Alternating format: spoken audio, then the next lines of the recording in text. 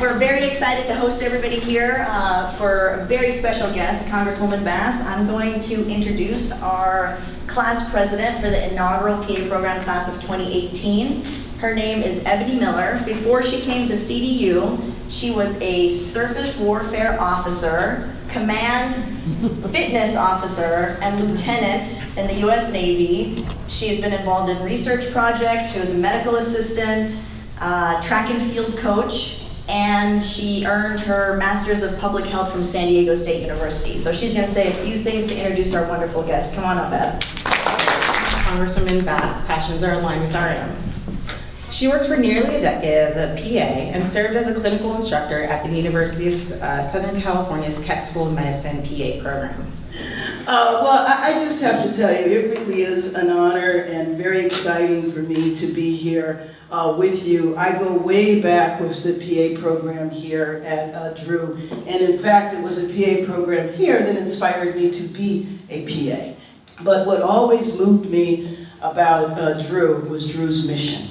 Drew's mission to me was very much at the core of who I felt I was and wanted to be, and the whole notion of service and going into medicine for that reason. It's great to see you, Celia.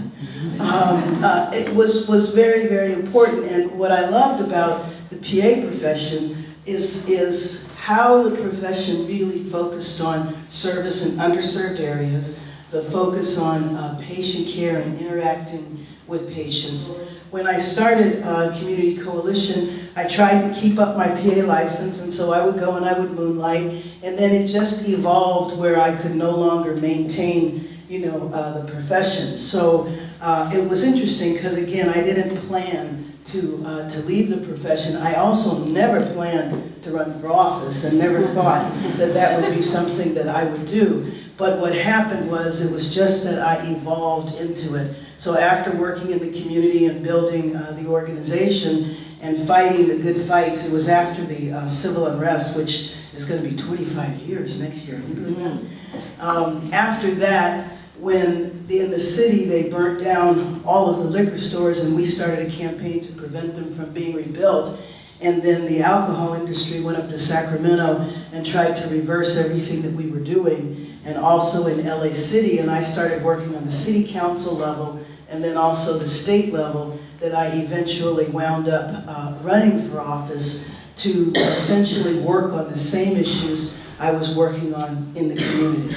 So working on the whole child welfare system, criminal justice reform, were issues that to me were part of the root causes as to why we had the violence in the community to begin with. If you look at the social and economic conditions, if you look at health from a broad public health perspective, you understand that you really need a comprehensive solution to address these problems. And so that's why I eventually ran for office. And then going to Washington, D.C., and the same thing, working on the same issues there, working on criminal justice reform, child welfare.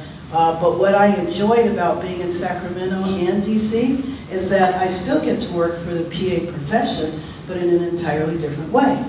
The big thing for me with you is tuition and wishing to expand the public health service so that you could, make a commitment to serve in an underserved area and get your tuition forgiven, reduced, or something. So it's my hope that I will be able to work on that at some point in time. And then also expanding, PA utilization and PAs being able to bill differently. All of those things to me are ways that, given the Affordable Care Act, the PA profession should be able to expand dramatically. And so it's my hope while I'm in Congress that I will be able to do that. So let me just, so I read when I was preparing to come here that you guys did a bike ride. And I love that. I love that. I think that's, aside from the fact that I'm a big bike rider, but I ride at the beach. You know what I loved about that is that I know that the class that I used to teach at SC was health communication, and the purpose of that was to teach PA students to learn about the communities where they were going to serve. Because one of the things that is frustrating is that if you don't know where you are, then when you're talking to patients, I mean, it's great for you to say, ooh, take this 1,500 calorie diet and eat fresh fruits and vegetables, and you haven't looked around to find out there aren't fresh fruits and vegetables out there, and how am I supposed to, adhere to this 1,500 calorie diet? And so the idea that you guys did that and you learned about the community, I just thought that was just great. That was just a great idea. So you mentioned how working as a PA, you would get so wrapped up in your patients and their care and what they had going on back home. Now that you've had a chance to work as a congresswoman and you sort of get to see another side of healthcare, like a political aspect, and you get to see how healthcare is ran in different countries and different areas of the United States, what advice or what experiences do you think would have changed your view and your patient interaction?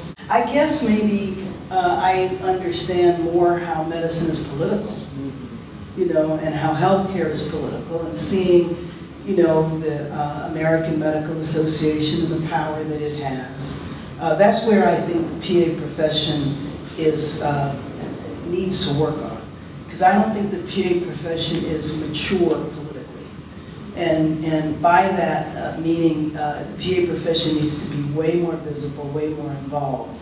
And what I find of the national organizations is because PAs are very committed to working with physicians, sometimes I think they work a little bit too much in the shadow and need to be out there, more on their own. Since you've been in Congress for quite a while now, and it looks like we're making progress, but it's very slow.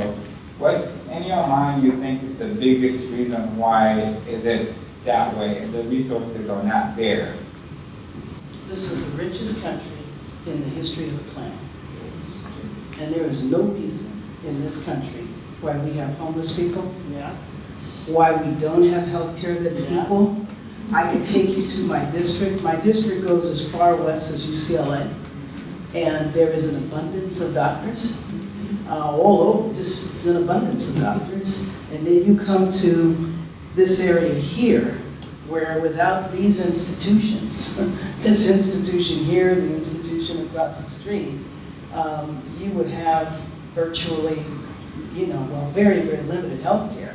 In fact, I'm sure you know the reason the hospital was built over there was after the '65 civil unrest, when they discovered that there was no health care.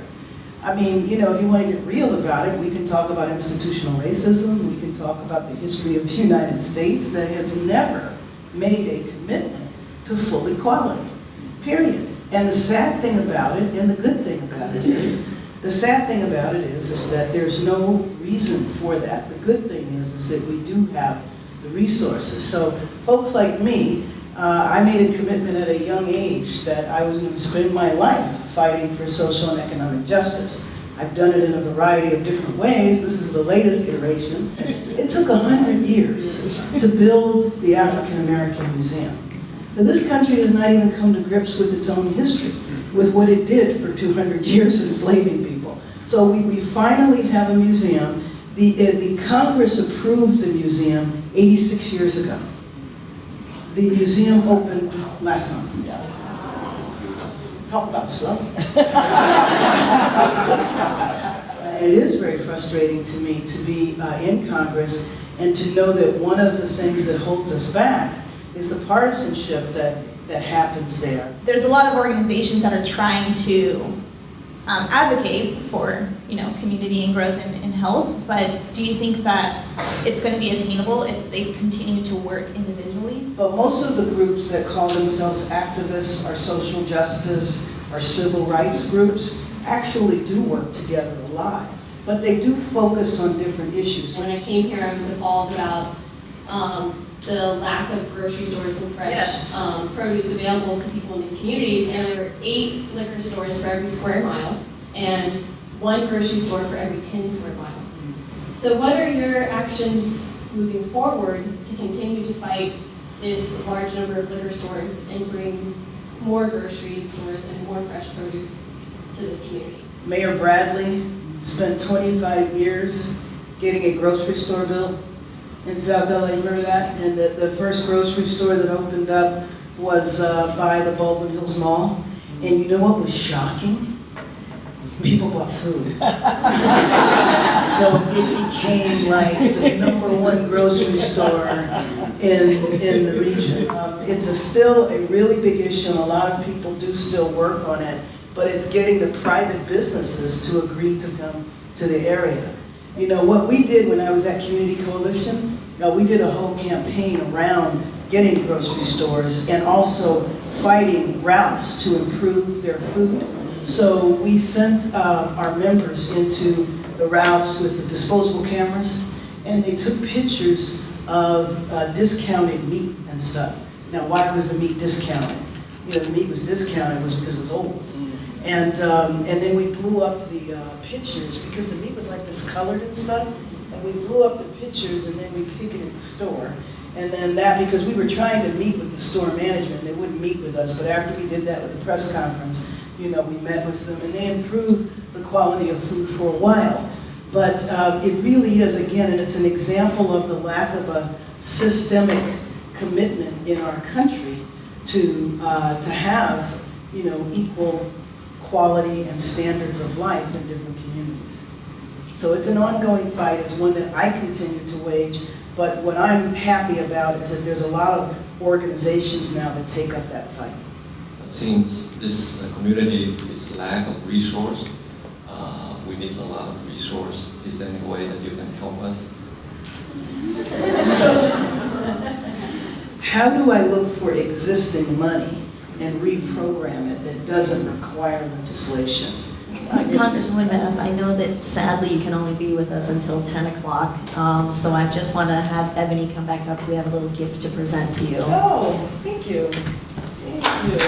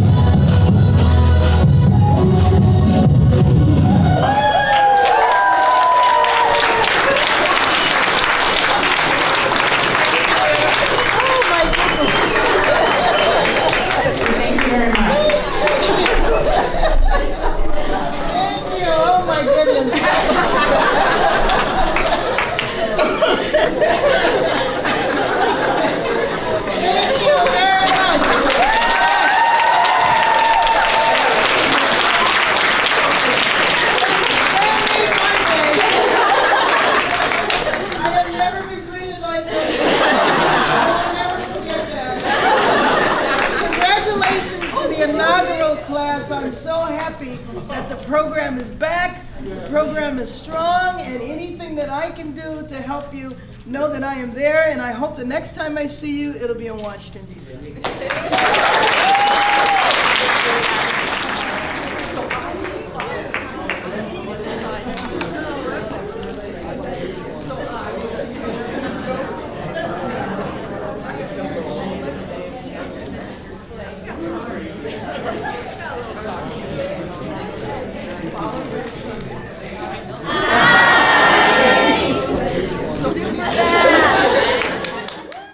Thank you, Congresswoman Bass, for coming to speak to our school. Very motivational, got me excited for the PA program and its future. Thank you.